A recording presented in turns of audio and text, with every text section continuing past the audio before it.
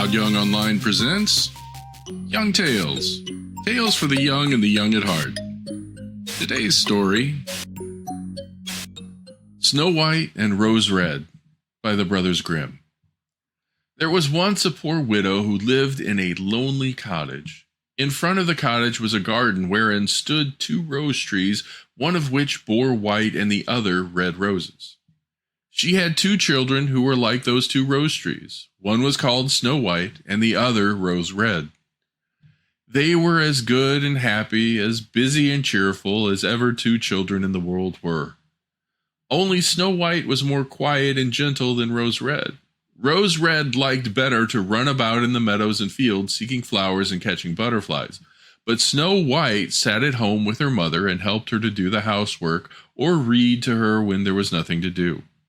The 2 children were so fond of each other that they always held each other by the hand when they went out together. When Snow White said, "We will not leave each other," Rose Red answered, "Never so long as we live." And their mother would add, "What one has, she must share with the other." They often ran about the forest alone and gathered red berries. Beasts never did them any harm, but came close to them trustfully. The little hare would eat a cabbage leaf out of their hands, the roe grazed by their side, the stag leapt merrily by them, and the birds sat still upon the boughs and sang whatever they knew.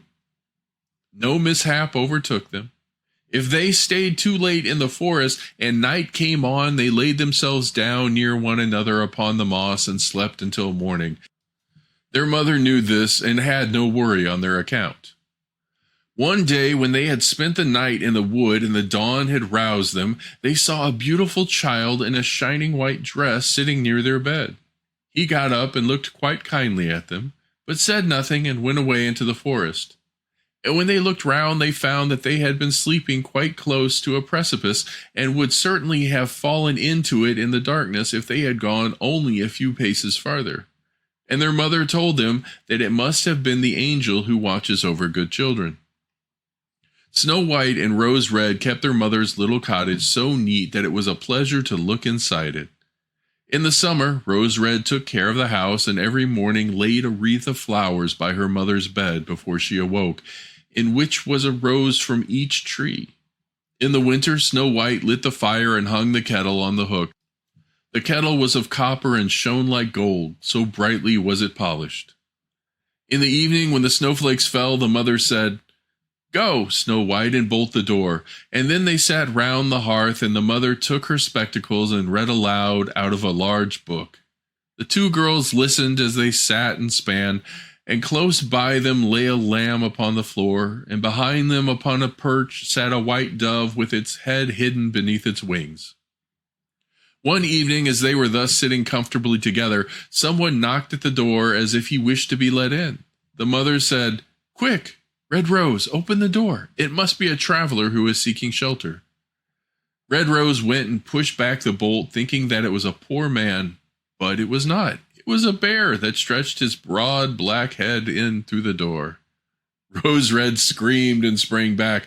The lamb bleated and the dove fluttered, and Snow White hid herself behind her mother's bed. But the bear began to speak and said, "Do not be afraid. I will do you no harm. I am half frozen and only want to warm myself a little beside you." "Poor bear," said the mother, "lie down by the fire. Only take care that you do not burn your coat." Then she cried, "Snow White, Rose Red, come out. The bear will do you no harm. He means well." So they both came out, and by the lamb and dove came nearer and were not afraid of him. The bear said, "Here, children, knock the snow out of my coat a little." So they brought the broom and swept the bear's hide clean, and he stretched himself by the fire and growled contentedly and comfortably. It was not long before they grew quite at home and played tricks with their clumsy guest. They tugged at his hair with their hands, put their feet upon his back and rolled him about, or they took a hazel switch and beat him, and when he growled, they laughed. But the bear took it all in good part. Only when they were too rough, he called out, "Leave me alive, children." "Snow White, Rosy Red, will you beat your lover dead?" When it was bedtime and the others went to sleep, the mother said to the bear, "You may lie there by the hearth, and then you will be safe from the cold and the bad weather." As soon as the day dawned, the two children let him out, and he trotted across the snow into the forest. Henceforth, the bear came every evening at the same time, laid himself down by the hearth, and let the children amuse themselves with him as much as they liked. They got so used to him that the doors were never fastened until their black friend had arrived. When spring was come and all outside was green, the bear said one morning to Snow White, "Now I must go away and cannot come back for the whole summer." "Where are you going then, dear bear?" asked Snow White. "I must go into the forest and guard my treasures from the wicked dwarfs. In the winter, when the earth is frozen hard, they are obliged to stay below and cannot work their way through. But now, when the sun comes out and has thawed and warmed the earth, they break through it and come out to pry and steal. And what once gets into their hands and in their caves does not easily again see the daylight." Snow White was very sorry for his going away, and as she unbolted the door for him, the bear was hurrying out. He caught against the bolt, and a piece of his hairy coat was torn off. It seemed to Snow White as if she saw gold shining through it, but she was not sure about it. The bear ran away quickly and was soon out of sight behind the trees. A short time afterward, their mother sent her children into the forest to get firewood. There they found a big tree which lay felled on the ground, and close by the trunk something was jumping backward and forward in the grass, but they could not make out what it was. When they came nearer, they saw a dwarf with an old, withered face and a snow-white beard a yard long. The end of the beard was caught in a crevice of the tree, and the little fellow was jumping backward and forward like a dog tied to a rope and did not know what to do. He glared at the girls with his fiery red eyes and cried, "Why do you stand there? Can you not come here and help me?" "What are you about there, little man?" asked Rose Red. "You stupid prying goose," answered the dwarf. "I was going to split the tree to get a little wood for cooking. The little bit of food that one of us wants gets burnt up directly with thick logs. We do not swallow so much as you coarse, greedy folk. I had just driven the wedge safely in, and everything was going as I wished, but the wretched wood was too smooth and suddenly sprang asunder, and the tree closed so quickly that I could not pull my beautiful white beard. So now it is tied in, and I cannot get away, and you silly, sleek, milk-faced things laugh. Ugh, how odious you are." The children tried very hard, but they could not pull the beard out. It was caught too fast. "I will run and fetch someone," said Rose Red. "You senseless goose," snarled the dwarf. "Why should you fetch someone? You are already too many for me. Can you not think of something better?" "Don't be impatient," said Snow White. "I will help you." And she pulled her scissors out of her pocket and cut off the end of his beard. As soon as the dwarf felt himself free, he grabbed a bag which lay amongst the roots of the tree, and which was full of gold, and lifted it up, grumbling to himself, "Rude people, to cut off a piece of my fine beard. Bad luck to you." And then he swung the bag upon his back and went off without even once looking at the children. Some time after that, Snow White and Rose Red went to catch a dish of fish. As they came near the brook, they saw something like a large grasshopper jumping toward the water, as if it were going to leap in. They ran to it and found it was the dwarf. "Where are you going?" said Rose Red. "You surely don't want to go into the water." "I am not such a fool," cried the dwarf. "Don't you see that the accursed fish wants to pull me in?" The little man had been sitting there fishing, and unluckily, the wind had twisted his beard with the fishing line. Just then a big fish bit, and the feeble creature had not strength to pull it out. The fish kept the upper hand and was pulling the dwarf toward him. He held on to all the reeds and rushes, but it was of little good. He was forced to follow the fish, and was in great danger of being dragged into the water.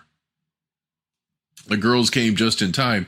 They held him fast and tried to free his beard from the line, but all in vain. Beard and line were entangled fast together. Nothing was left but to bring out the scissors and cut the beard. whereby a small part of it was lost. When the dwarf saw that, he screamed out, "Is that civil, you toadstool, to disfigure one's face? Was it not enough to clip off the end of my beard? Now you have cut off the best part of it. I cannot let myself be seen by people. I wish you had been made to run the soles off your shoes." Then he took a large sack of pearls which lay in the rushes, and without saying a word more, he dragged it away and disappeared behind a stone. It happened that soon afterward the mother sent the two children to the town to buy needles and thread, and laces and ribbons.